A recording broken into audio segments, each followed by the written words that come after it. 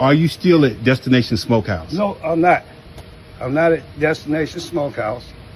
I'm with Tendernism now. So that was Walter Unk Johnson officially announcing his exit from Destination Smokehouse after reportedly being fired from the California barbecue restaurant that gained major attention once he went viral for hyping up their fall off the bone ribs and shouting his signature line, "That's Tenderism," which helped drive tons of foot traffic to the restaurant. The buzz got so big that even popular food critic Keith Lee pulled up to try the food and support Unk. But then things got super messy when fans found out that Walter wasn't the actual owner, and some accused the restaurant of trying to use Mr. Tenderism to build the brand. And now there's a pending trademark battle over the name Tenderism in the mix. Even all this going on, supporters are still riding for Unk, and his GoFundMe to launch his own food truck has already raised $25,000. So do y'all think that Unk is leveling up, or do you think that the restaurant ultimately fumbled the bag?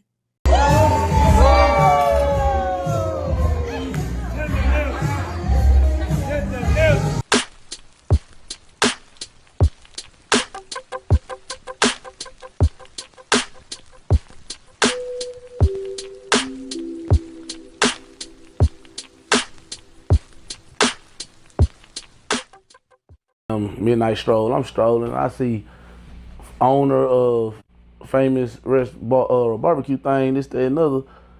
You know, they fired him and trademarked the name. You know what I'm saying? When I see fire and then trademark the word Tenderism, I instantly see. I know what's going on off back. I'm a businessman. It instantly pissed me off. So you know, I just was like, I'll buy one. You know what I'm saying? I got on the gram, I posted, y'all get up with me. Ooh, had him hit me, he hit me.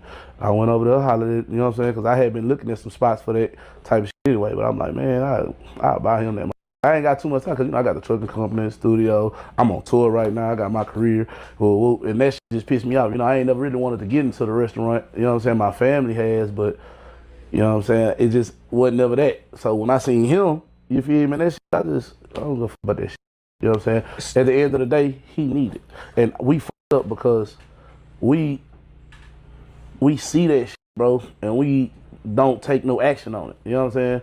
Like when everybody was flying all over the world to come see this man, you know what I'm saying? It was all love. It was all cool. Let's do some collab posts. Let's do this, that, and the other. You know what I'm saying? You got actors, you got comedians, you got rappers, you got this, that, the whole time, though, them people over there fucking him over.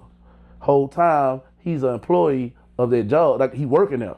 Right. So they telling the customers who coming from all over, any donations or whatever, they gotta come through us. You can't give an employee a donation or this, that, and other. They gotta come to the company type ass shit.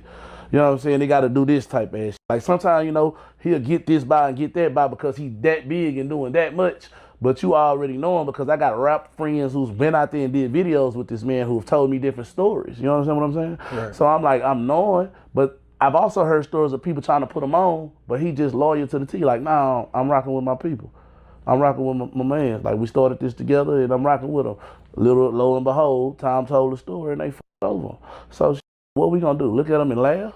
We gonna look at him and shun them? We gonna look at him and tell you so? Or we gonna help our man who we know got the power of generational wealth, the power of really taking the black restaurant business to the next level and actually putting them in position to win, to create wealth for other people. Think about the employees he finna hire. Think about all, you know what I'm saying? So I went over there, got the building and gave it to him. Yo, so we back in here for another edition of F-ya-Motha. And that was a bunch of nigga babble wrapped in do-goodery.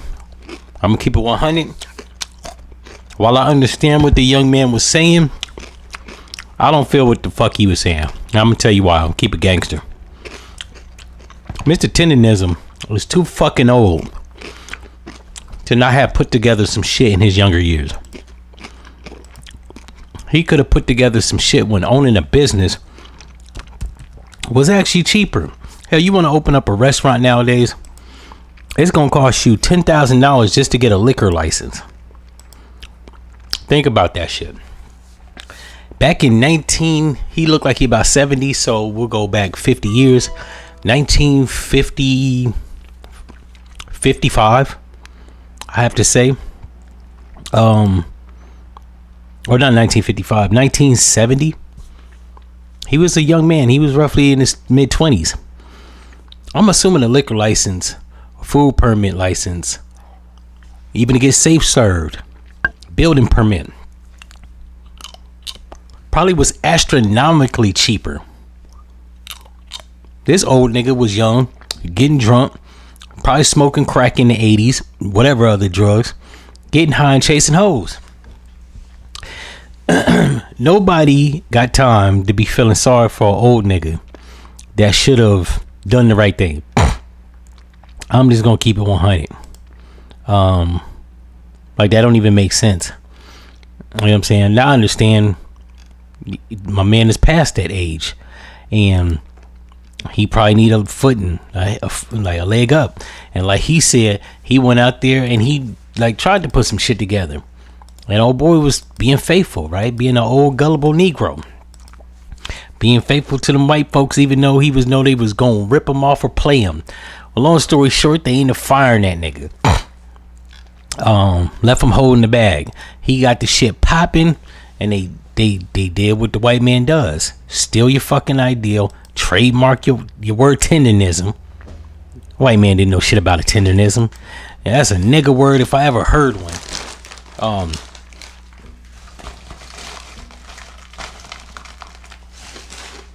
And I'm gonna keep it 100. That old man made that word up. That is not a real word. There's no such thing as tendernism. He made that shit up, right? It's the ism of tender meat. Pause. So the fact that the white man stole that shit from his monkey ass, you know what I'm saying, trademarked it, and then fired his goof ass. Like, there's so many things wrong with that shit. One, he old enough to have seen white people play black people. I know a lot of niggas like to think we in a post-racial America. We are not. White folks is still playing niggas, stealing and shit. They just doing it differently and saying they not. And niggas is stupid, believing that they changed. They haven't. I'm not even gonna say it's a white person thing. It's actually a person thing. If you can capitalize off a person before they do, people do it. However, while people do it to other people, black folks do it to each other. Other white people do it to each other. Mexicans, Asians, whatever the fuck. They have a long-standing history of having more than us and then trademarking our shit and stealing said ideal.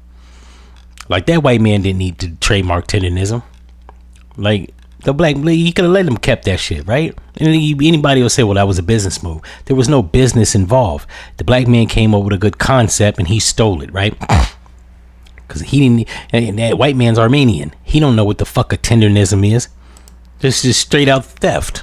Now, it's legal theft, but theft no less. What I will say is,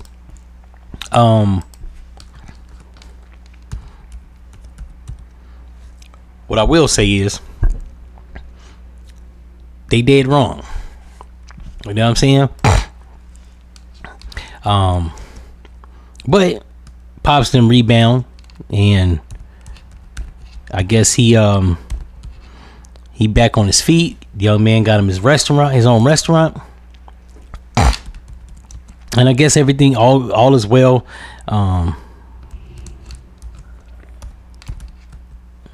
All things is well in paradise, right? What else am I trying to say here? Yeah, my man is even seen, I guess, I don't know if he opened up his restaurant or he was doing a private event for Ronald Isley, but he got shit popping, so salute Pops on that end. Now, a lot of people gonna say, damn, how you gonna salute the nigga and then criticize him? I'm gonna always criticize my elders because they was around, namely when shit was cheaper, and they was around when niggas was really getting taken advantage of, just blatantly out, like, without no regard. Like, niggas seen Sam Cooke, even James Brown.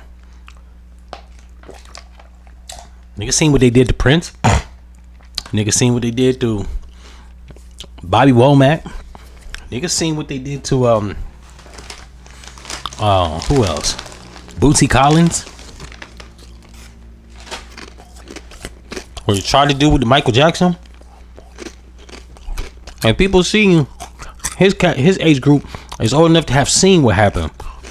Niggas got their publishing stolen, catalogs taken, masters taken, jerked out of money. Hell, niggas recorded whole records, didn't even get paid. Nina Simone, he's seen that. So the fact that he set his old ass up here and let them people play him, like, yeah, I'm gonna give you shit because you too old for that. It comes a time where people just, we gotta actually, we gotta get better. I don't want to hear about problems in the community. I don't want to hear about the cocaine, crack epidemic. Yeah, we know this shit happened. Like, we know this. All this shit we knew happened. We need to know things happen. And when you know better, you when you know better, you do better. I don't want to hear that shit. Oh, we need to help Pops. No, Pops need to be helping niggas and should have already 30 years ago been on the road to helping niggas. Pops looks like he about 70, 71. About 30 years ago, Pops was 40, my age. Should have been actually putting it down. He was fucking around. So, now I'm going to give him shit. Say what I need to say. But I am proud that he finally, somebody did it for him. Right? We keep it 100. However it got done, it got done. So on that front, you know what I'm saying? I'm going to salute him. But I'm still going to be critical of anybody. I hate this notion that you can't be critical of people if you ain't did it. And a motherfucker tell me on the last video, shit, you ain't do that. And I don't want to own a restaurant. If I give criticism to a nigga that's a restaurant owner or a worker or a rapper or a mogul or anything, it's because I don't want to do that shit. But just because I don't want to do it don't mean I can't criticize it. That's fucking stupid. That's like, you know what I'm saying? Me eating a pizza and I can't criticize the pizza at the pizza restaurant because I didn't make the pizza. That's stupid as fuck. If you have that train of thinking, get your fucking mind right or get your mind blown out your motherfucking mind, right? In any event, if y'all like this episode, you know what to do with them. Is out. Good morning. My name's Nick, and recently there's been a lot of conversations about Destination Smokehouse that don't fully represent our history or what we stand for. Today, I want to speak directly to our supporters about Walter Johnson and his involvement with Destination Smokehouse. Walter was never asked to leave. The application to register the trademark for Tendernism was not filed without his knowledge. Walter was an early source of inspiration for me, and I've always been grateful for that. We've shared so many genuine moments together, talking about barbecue and bonding over the craft that we both love. These moments were filled with camaraderie and mutual respect. Today, I'm proud of Walter for having the courage to go after his own dreams. It takes heart. I respect anyone who chooses to build something of their own, and I wish him nothing but the best. The barbecue community is really small. Guys, we all know each other, and as small business owners, I feel it's our responsibility to support one another and celebrate the craft that brings people together through our food. It's always been about great food and the spirit of the community with barbecue, and that's what Destination Smokehouse will always stand for. We're grateful for the support of our guests and our team and the barbecue community. We will remain focused on moving forward with respect, positivity, and a shared purpose. Thank you, guys.